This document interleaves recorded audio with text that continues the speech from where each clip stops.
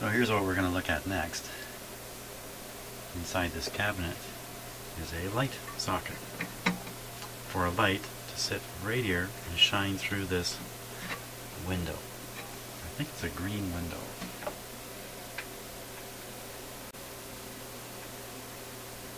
It looks like it's dark green to me.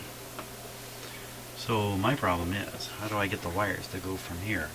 This isn't a big problem, so I don't want to make too much of this. Get the wires to go from here back to the radio in such a way that the radio can be pulled out, and then the wires can be either they're long enough already, you can just pull the radio right out and leave the wires connected, or there's an easy way to disconnect the wires from the light, maybe once you get the chassis out of the main box. Because the way it is now, it looks like something was soldered on here, and the wires existing on the radio, the wires that go to there, they're just cut. So I really don't know how that ends, how that ended. But I think what I want to do is put in some kind of a plug or connector that can be separated. So the radio can be pulled out, that thing separated, and then left in there. Now,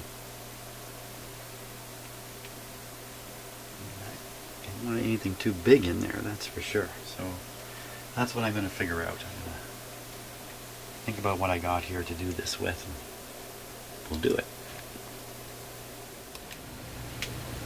Okay, so after giving this some thought, I've decided to remove the original wire completely. It's just not, it's not bad out here in terms of flexibility, but it's not good either.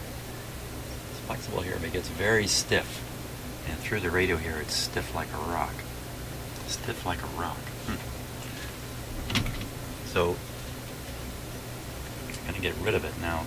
All these lights are fed from these two terminals right here. So, I just got to make sure I cut the right wire here. Let's see. It is so stiff.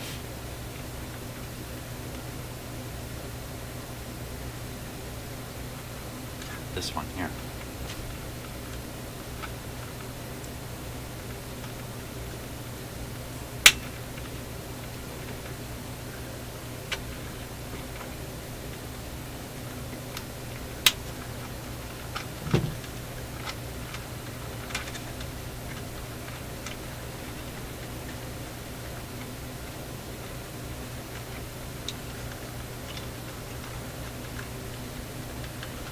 Pretty tight in the hole there.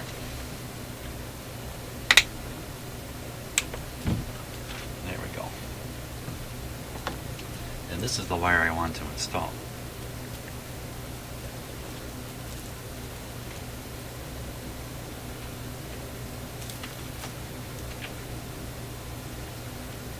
Okay, so we can come back either through the same hole, or could go through this one here.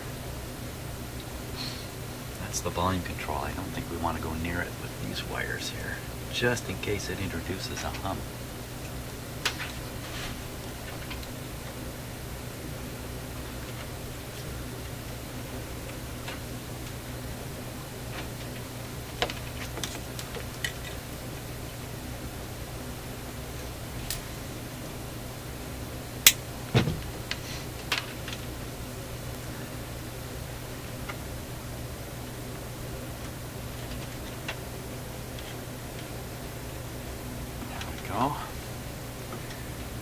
I'm going to wrap this one to cable up these other ones a little bit.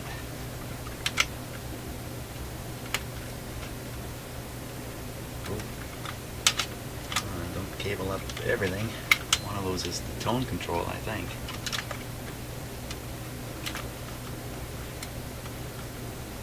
There we go.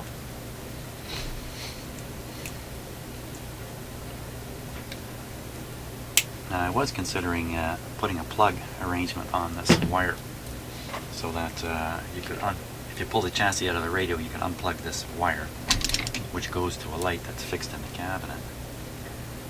But in the end, I decided against it. Next time this radio gets taken out of the cabinet, it might be 10 years from now. It's not an everyday affair. So why bother making it easy? Anybody who's going to take it out, the cabinet probably has a soldering iron. In the worst case, they can be cut. They can be cut and resoldered later. And then I don't have the problem of some kind of a plug that might cause trouble down the road, as opposed to just a solid piece of wire.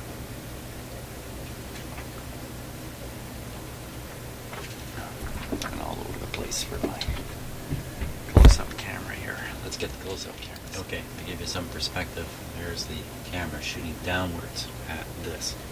So that's what you're going to be looking at. Moment.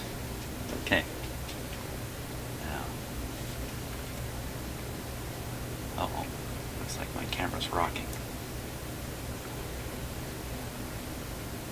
Don't want that. You're going to get seasick. There we go. Now.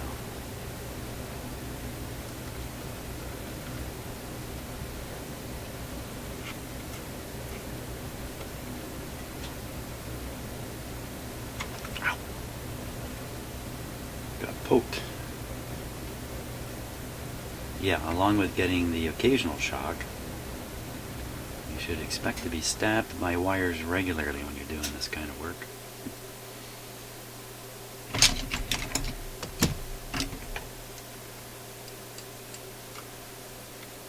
This one wire's got so much cloth hanging out here, I can't really see.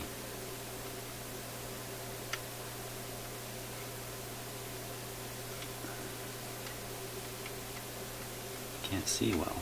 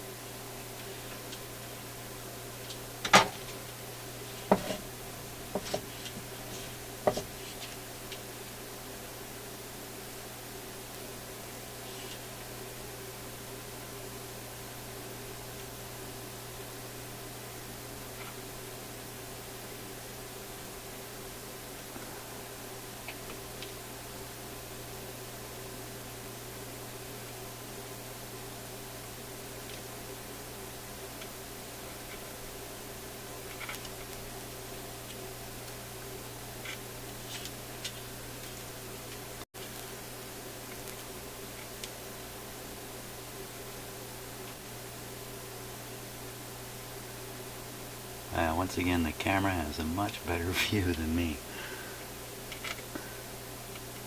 But I think that's going to do it right there.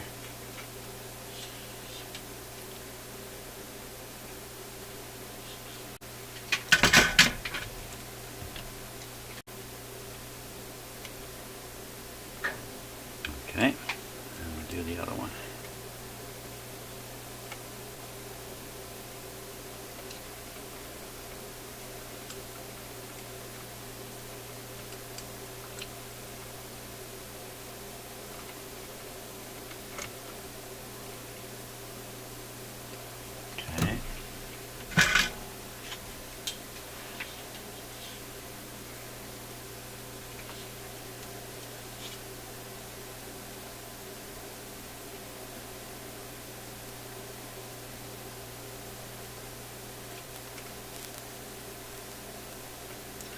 The time you spend holding the soldering iron is very much related to a couple factors.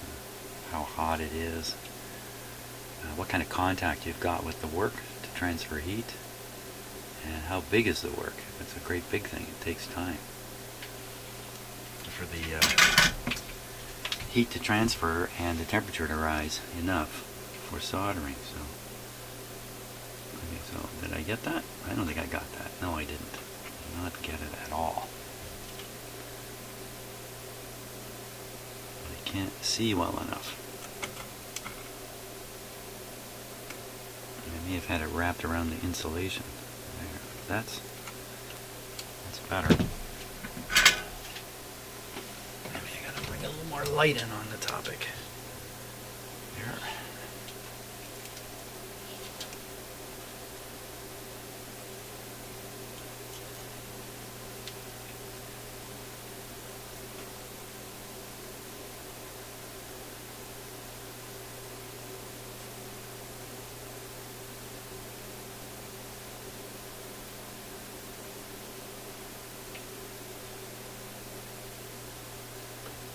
Smoky mess here. Okay, well, I have to check it. I can't really tell by looking at it if I'm getting it.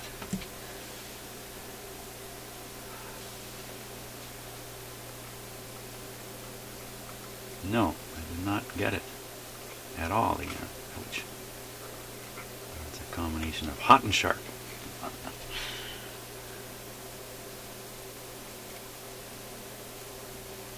Okay, one more attempt here.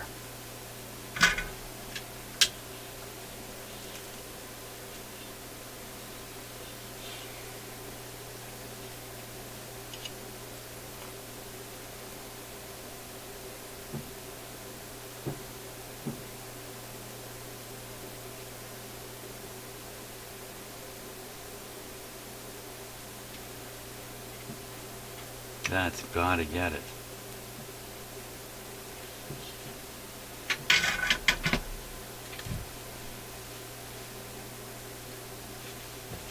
Let's see. Yeah, I got it that time.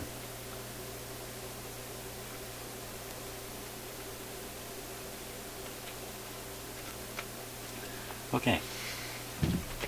So that's the supply now coming out the front of the radio here. I'm going to leave the wire all there for now. I mean, that's kind of crazy long. That's a little bit unnecessarily long. And when I put the radio on, I have to do something with all this excess wire. So no reason to have too much excess wire. Now what about these two guys here? This is the antenna lead. And this is the ground lead. And they go into this little guy here. What is this for?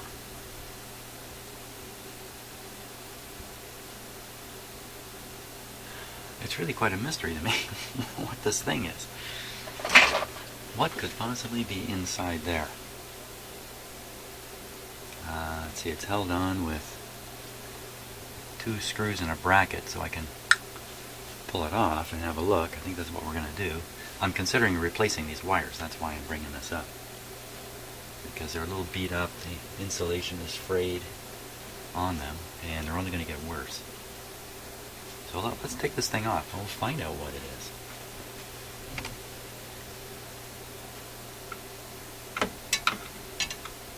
That's kind of bad how they've done that. They've got a... here. Take a look at this. So...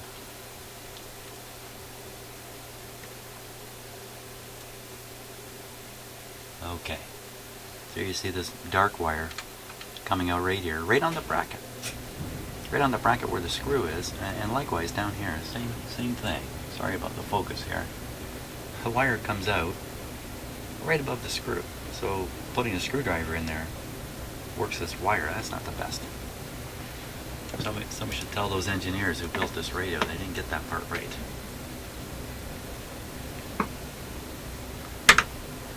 We have to go find the guys in a cemetery.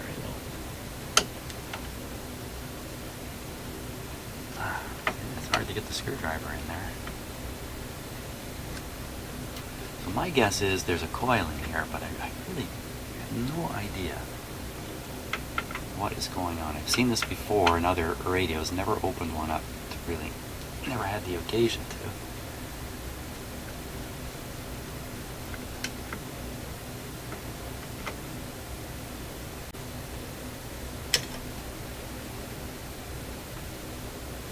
course it doesn't want to come off.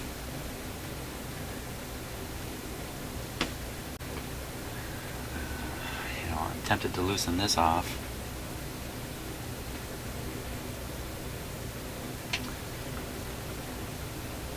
Let's look at the other side here before we do something foolish, which I may be in the middle of doing. So this is the back of that plate. Let me fix the focus here first. Just make it a little bit easier for us. Okay. So that's the back of the plate area. There's nothing there except down here you see what looks like the same two wires. And they're pressed in here. Wow, this one is actually,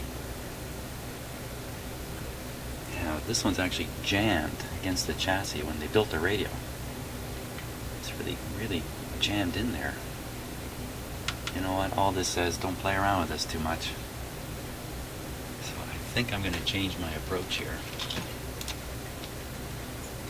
And I think I'm going to nip these wires up here and put new extensions on. And leave what's in here. Even though I'm very curious, I'm really curious. I'm going to have to wait for another day to really find out what's inside these cans. Well, maybe it's showing on the schematic. I really haven't looked, because I haven't concerned myself with it till right now. Mysterious. Okay, so I'm going to cut these wires where they're fraying, all right.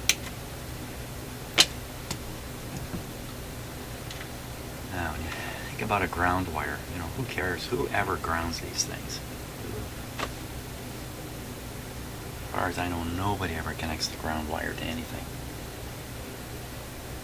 But we should probably extend them to the back of the chassis. Here's a couple nice holes here, so we can go right through it. And it's even kind of odd that these wires come out at the front of the chassis. Normally this stuff comes out at the back, because that's where you want to access it, at the back.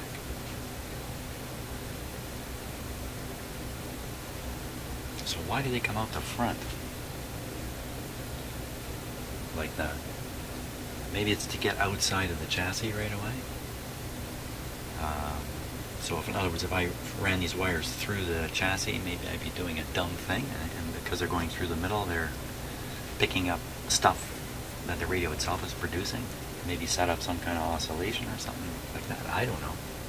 I don't know why they did this. So it's best to leave it alone. Don't know what's going on? Leave it alone. I think that's probably the wise way to go. So all we need to do is extend these wires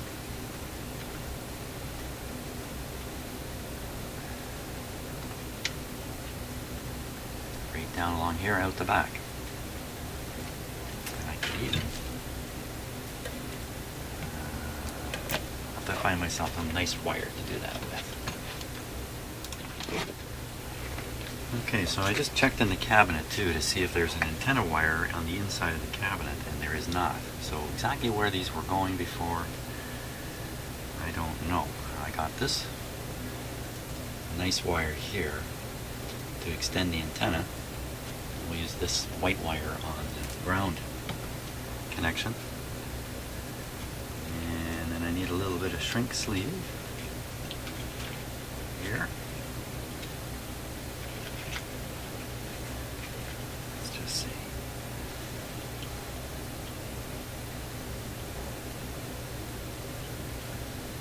And we'll use this black one. Cut it in half. Make a fairly efficient splice here. Slide those on before we forget what we're doing.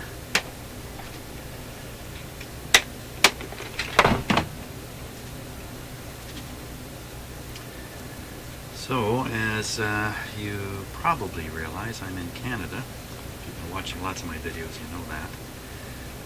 And you I'm sure know Canada's reputation for being a wintry country. Canada's a huge country, so there's lots of different weather going on in it all the time.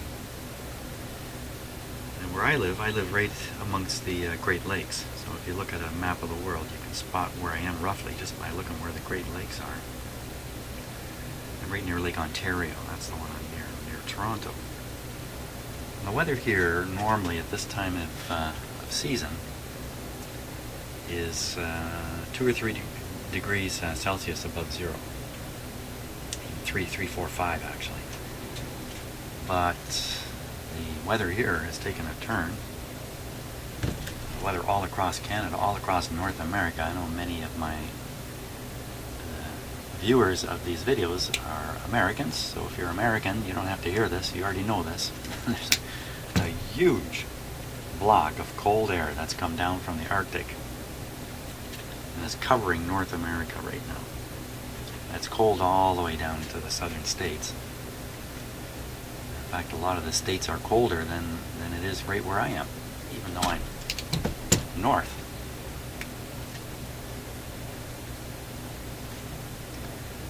So this is caused by some effect where the jet stream dips low.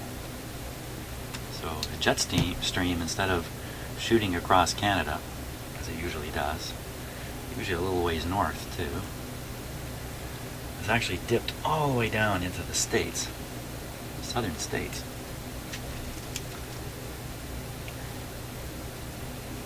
And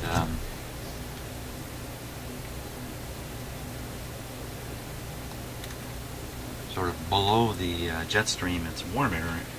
Like south of the jet stream is warm air. North of the jet stream is the cold Arctic air. That's the same phenomenon that happened last winter that kept us cold all winter. Because normally, where I am here in Canada, the temperature will really the cold month is January, February, cold months. Certainly not November, and typically not even December. The way it works around here is you get a couple of cold days below freezing, a little bit of snow falls, and then you get a couple of days above freezing, the snow melts, and you just go the whole winter like that with these sort of freeze-thaw cycles, if you like. Some years more thawing and some years more freezing. But last year we froze up in November and really didn't melt again until late February or something like that anyway. So is that all part of climate change? I don't know what to say about that. You know, yeah, on the surface, of course. But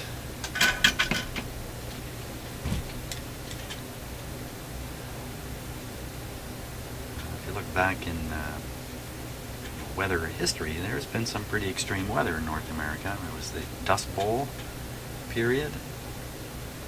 And, certainly the 50s and 60s were unusually warm.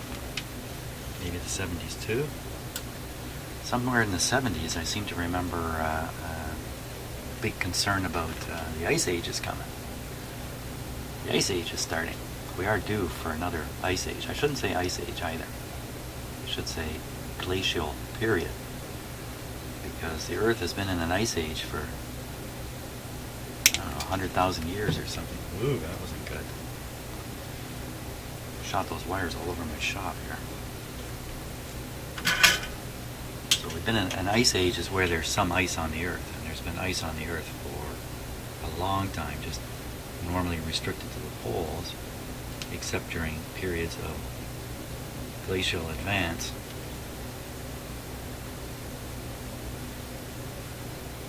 So there have been extended periods in Earth's history where there's been no ice on the planet anywhere. That's a long time ago. Jeez. No hockey. Wow. Can't have a hockey without ice. Well, that's not so true. Kids in Canada play hockey all year round. I'm sure they do in other parts of the world too. Just go out on the street, play street hockey. Okay, once again, if you're from Canada or Britain or United States or many other countries, none of this is news to you. Look, for some people viewing this video are from all over the place in the world. Okay, so we just have to shrink the shrink sleeve. I think I'm going to use my heat gun because there's two of them there and they're out in the open.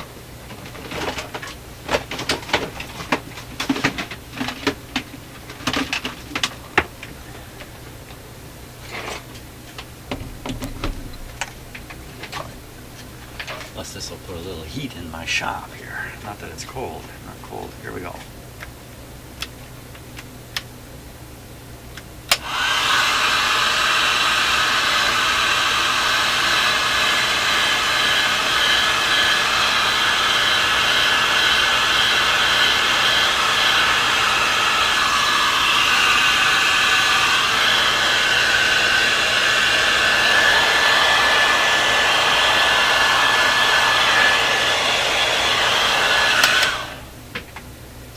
There we are.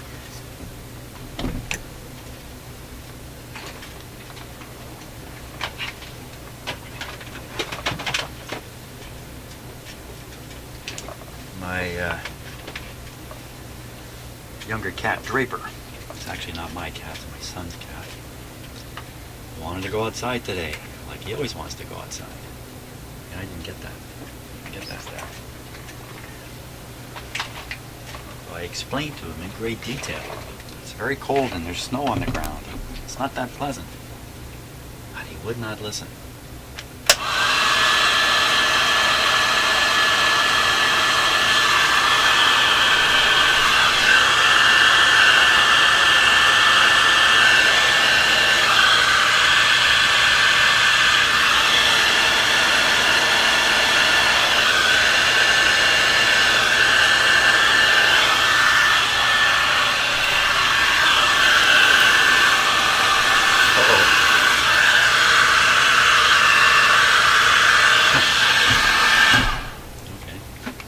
Switches. There it goes. Okay. Somehow I have a driver's license, but I can't operate a hair blower. Okay. So those are plenty long. We'll leave them all long and crazy like that. But I would like to restrain them somewhere. Good to restrain them. A couple of reasons. One is they don't get in the way when I put the radio back together. Let's do this. Let's feed them up through here.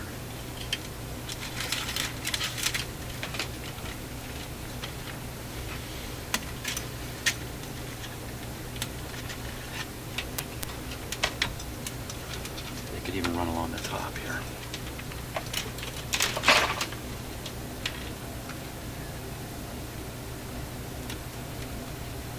I'm going to leave it like that for now. Okay, I think the next step now is to attach this wire to the light inside the cabinet, and then guess what? I think we're ready to put it back in. Holy smokes, what a journey this radio's been on with me. But it's coming to an end. Okay, we got to get the cabinet and get everything set up for that.